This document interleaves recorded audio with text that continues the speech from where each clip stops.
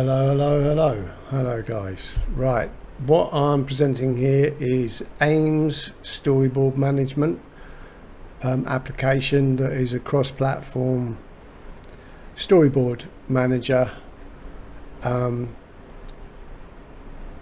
Originally, I've designed it because I need it. I made a 10-minute video and just got completely lost with takes. It got too much, and I was using a CSV at the time with all these fields here you can see, which I'll just quickly run you through. But the main thing I learned, thanks to conversations with AI like ChatGPT and Grok around filmmaking, is using organized shot names. I ran into some problems with that when they were duplicated, and I'll talk about that once it's launched more. But sections are like scenes, so each of those are being the scene. Description, all this I was using in the CSV to batch produce images for my music videos, and then from that base images I was using it to batch produce the videos overnight using Python.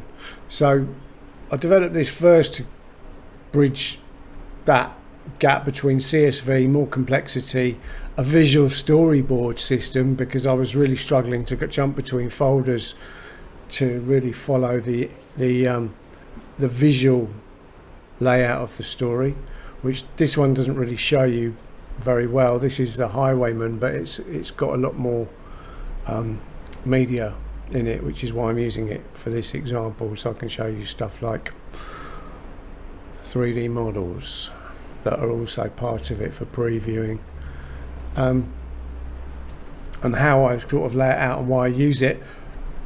At this stage, I'm not going to launch this until I've beta tested it properly. I am currently looking for 4 more beta testers, preferably someone on Linux, preferably someone on OS X, and all of you would have to be in the industry in some way for filmmaking or video creation or something, so that you'd hammer it over a 2-week period and give me loads of feedback, and in exchange I'll give you a license. But getting back to what this does, and if you don't want to get this complex, even just doing this using a CSV is really worthwhile. What I found, these fields were the most useful. I got quite complex and elaborate at one point and have stripped it back now to shot name, which is obvious. This is going to be a shot. A shot can have multiple takes. I have 2 different storyboards. I run the image storyboard first, and then when I'm happy with how it runs, how it feels like the whole story, then I switch to the video storyboard. So this is the image storyboard. In this example, which is taken from a stage play I wrote called The Highwayman, this is, I've only just started. I'm gonna, because it's an hour longer, I'm just doing it in sections.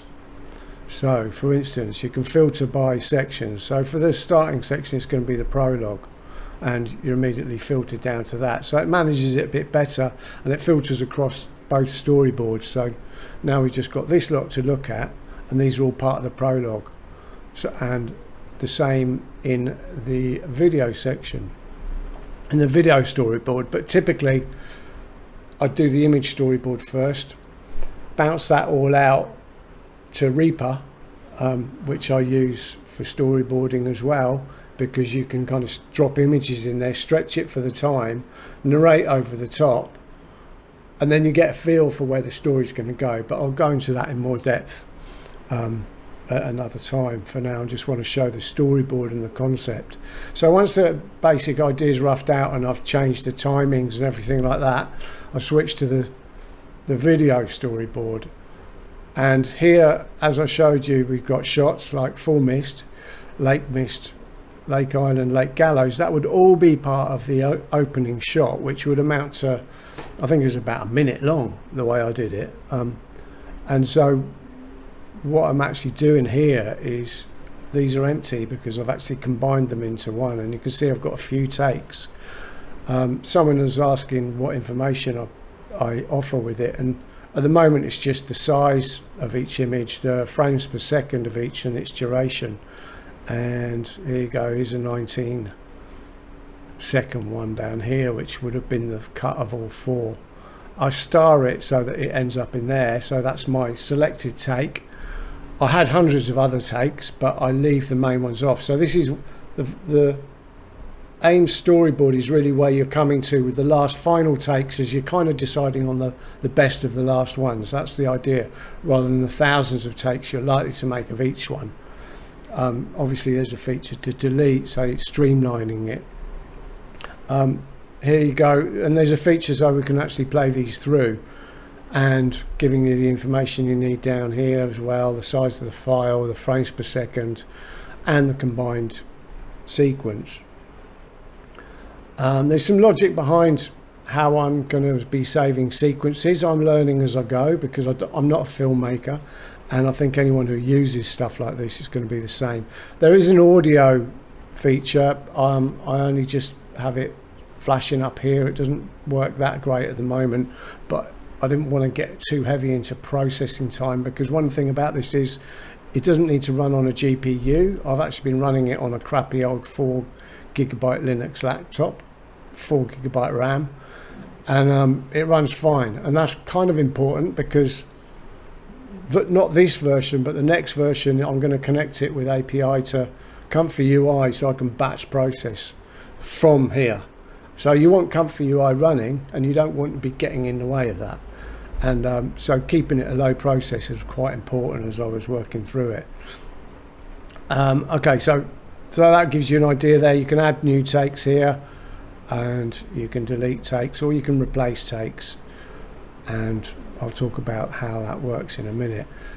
The other page for media is the assets page, and I've organized it how I want it. The beta testers, I hope, will go, hang on a minute, I need this and that and this and that, and it'll kind of inform the way to develop it to the next versions.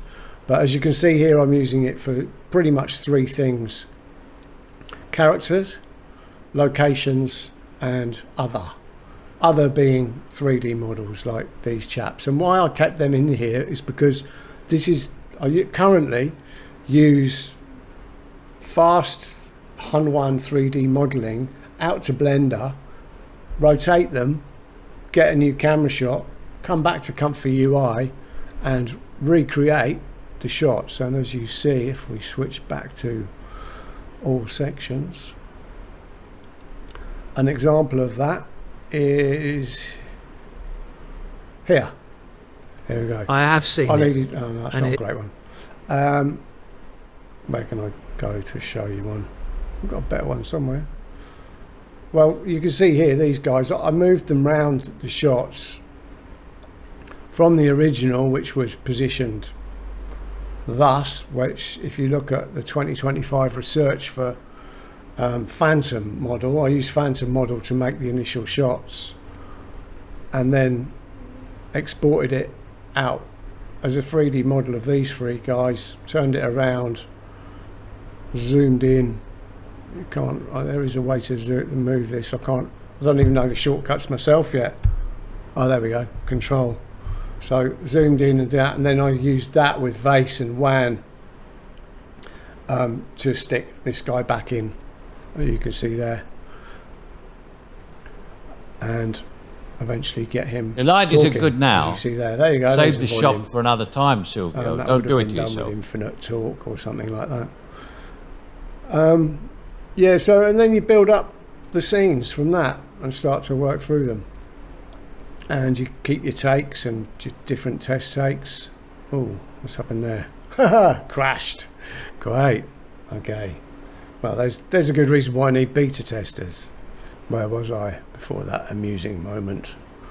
Yeah, this is why I'm not releasing it yet. I need to really iron out the little problems before I just end up with hundreds of people complaining at me about them. Let me just have a little look there. Yes, I did. That one worked.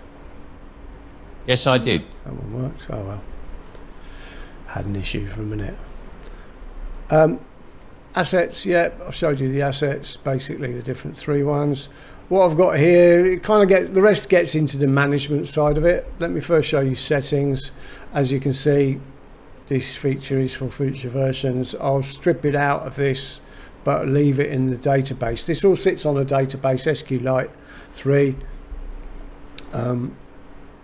Yeah, I have the feature, but I had to strip the API out because it was just going to make too much work for me in this initial launch for version 1 if I include it and try and solve all the problems that are no doubt going to arise in the first version when other people use it and it doesn't work how they want it. So I'll have to deal with all that.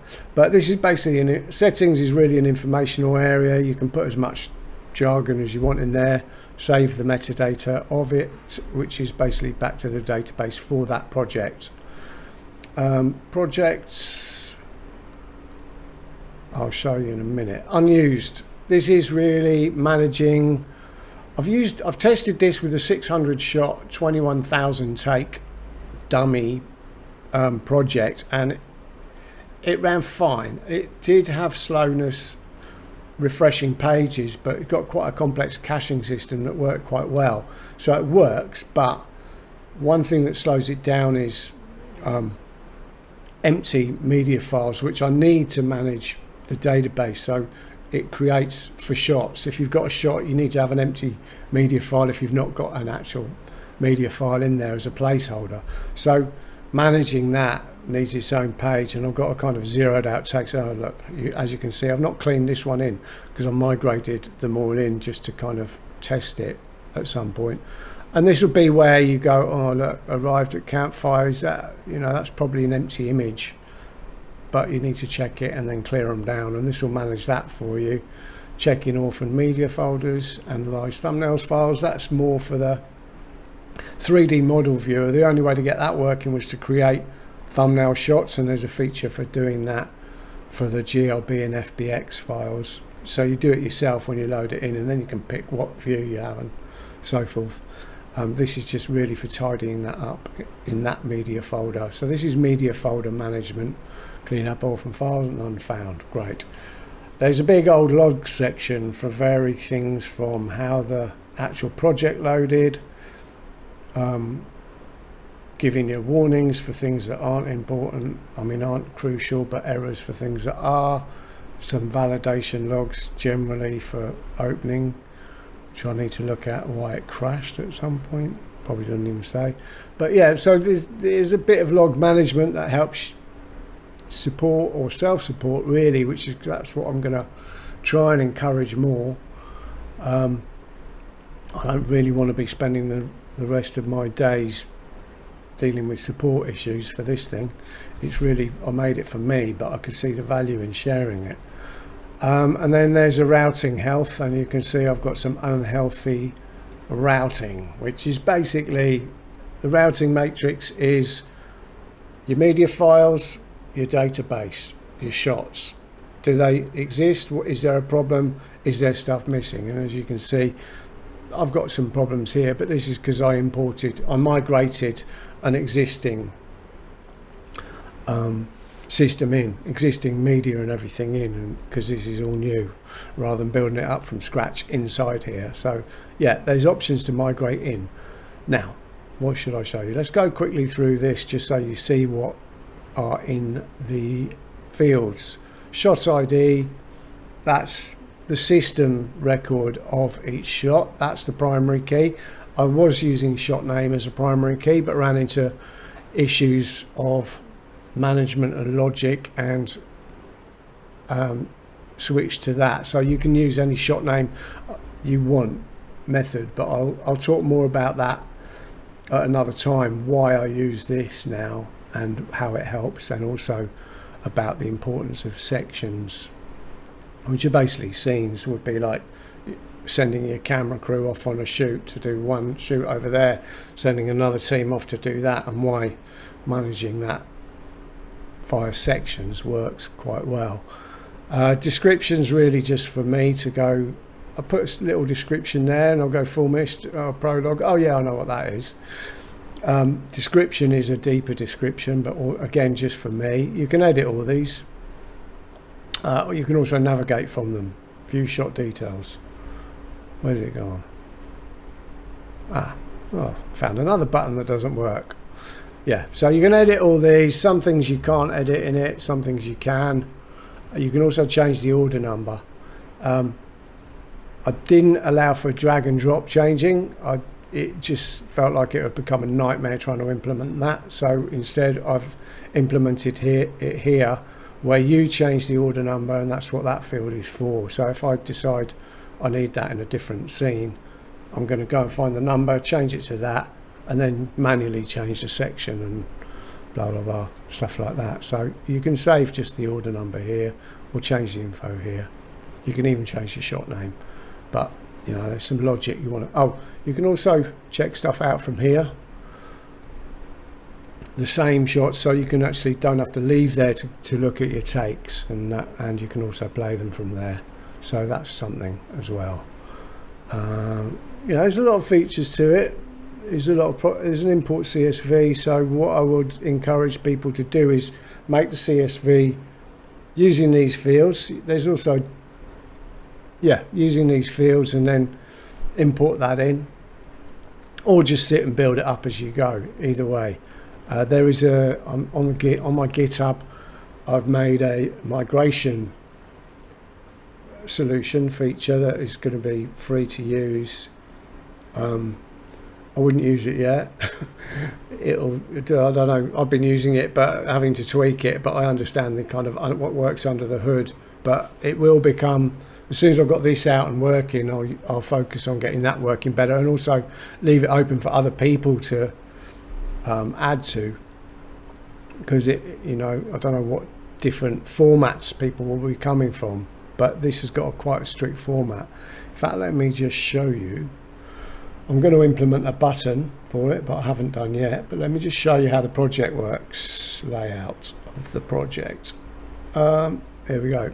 This is not this one. This is in Gypsy Woods, which I'll be possibly sharing to everyone as a usable 4-minute story that's based on a music video. I'll talk about that later too. But basically, every project would be the same. I'm keeping mine in AIMMS projects. Here's the ones tests, and that's the big beast that I tried it out, testing 600 shots and 21,000 takes. I've got some of my other videos I've imported in, not all of them yet.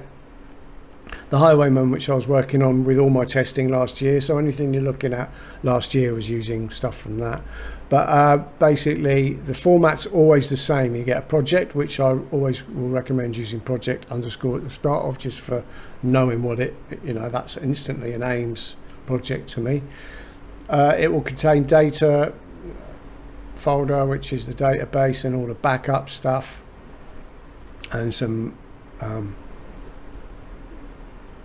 info. One of the key things I had to think a lot about is, what if someone spends a year working on a project and then this thing does something weird on them because it's version 1 and they lose everything? And so, myself included. So management of Failsafe is quite important, and I've stuck quite a few in here. Backups for the backups, database backups, CSV exports, saves. What are they? Oh yeah, that's the routing information. So yeah, and then this is part of the caching system, so that, you know, if you've got 21,000 takes, you don't want this system looking at them all and dealing with them. So it's kind of a 50 image, 50 video by 50 video, because that's how many you get on one page of the storyboard. Works to that and cleanses and refreshes and cleanses and refreshes, which means there is a delay on the bigger stuff. The 600 shot, this beastie, is not small, 22.6 gig. So yeah, that, you can see what you're dealing with, but it works the same. You're just waiting a bit of time for refresh on the video page, not on the image page so much. But yeah, there's ways of dealing with it. the log section and migration report if you're migrating stuff in, which it will just give you features that help you kind of know what you did, where it came from, track back. And then the media, and this uses the shot ID. Initially I was using the shot name, but there was reasons, I can't even remember half of them, why I switched away from that, which makes it questionable if you're not using AIMMS. This then becomes like, since they're using names like that, base one, video one, it's like, what the hell? What if I take this out of AIMMS? How will I use it? Well, that's why I also provide the this. Is it this? No, not that. There's a few ways in which I provide JSON data, shot name mapping. There you go. Shot name mapping. Let me just show you that. Shot name mapping JSON. So this is kept up to date, I think, quite frequently, automatically maybe. I can't remember off the top of my head, but it means you can write a short Python program to rename all your folders if you decide to take it out of AIMMS. So it's not locking you in, other than using a standard, more streamlined approach if you're staying inside AIMMS. I've nicknamed version 1 Storm because it's Storyboard Manager.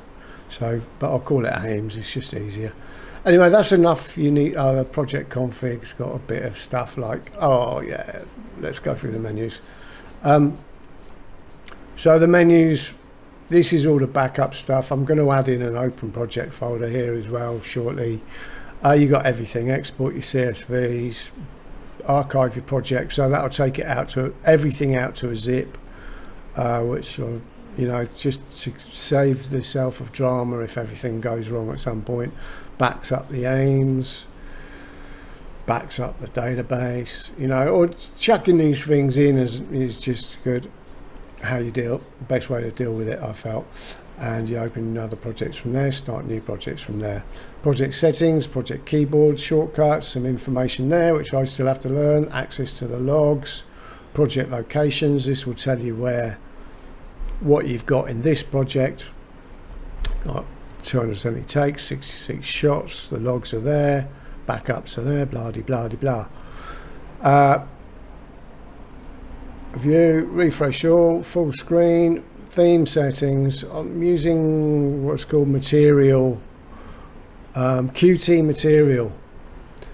I haven't provided at this point a customized version because it just mucked about when I tried. So rather than waste my time with aesthetics like that, I thought I'll just give them enough that they can go, oh, I like amber. Who the hell you'd use that? But personally I like blue, so I'm going with that. Theme applied, barley bar. Help, this external documentation. You got the about AIMMS with my pretty little picture. Storm, as you see, some license information. Part of making this will give you Qt license and ways you can use your own. It uses PySide 6 as the GUI and Qt material as the theming. You can of course change PySide 6, that's part of the licensing for me to be able to commercialize this, which I am going to be doing once it's launched. And finally the help documentation, which is under construction right now, and I'll be working on that as it lines up to be the finished product for version 1. So that is, I don't even know how many minutes that's been, but that gives you an overview. Let me just finalize by going through these. No, I think I'll leave it there. I'll talk another day about how I manage CSVs, and I'll probably actually just put that on the Patreon as a little bit more useful deep dive information into managing storyboards. I hope that is of interest. I hope it shows what I've been doing the last few months. It's nearly ready to go. I'm after 4 more beta testers. It's cross-platform. It's passive. It's not going to connect to ComfyUI this version, but maybe next year I'll work on that. I'm going to spend this year working on content and using this religiously for that. And I also have this idea of democratized movie making, which once I've got this out, I'm going to start working on that, which is a way of collaborations and copyright ownership of the clips you make as a group together to create an entire movie of clips that then we farm out to whoever wants to edit and colorize and direct picking takes to make a movie from it. So I've got some ideas around that, but it's all got to be worked out quite thoroughly before I present that. So for now, anyway, that's AIMMS Storyboard Management. The next stage, absolutely essential, is storyboard management as we go into making narrative for making videos. See you next time.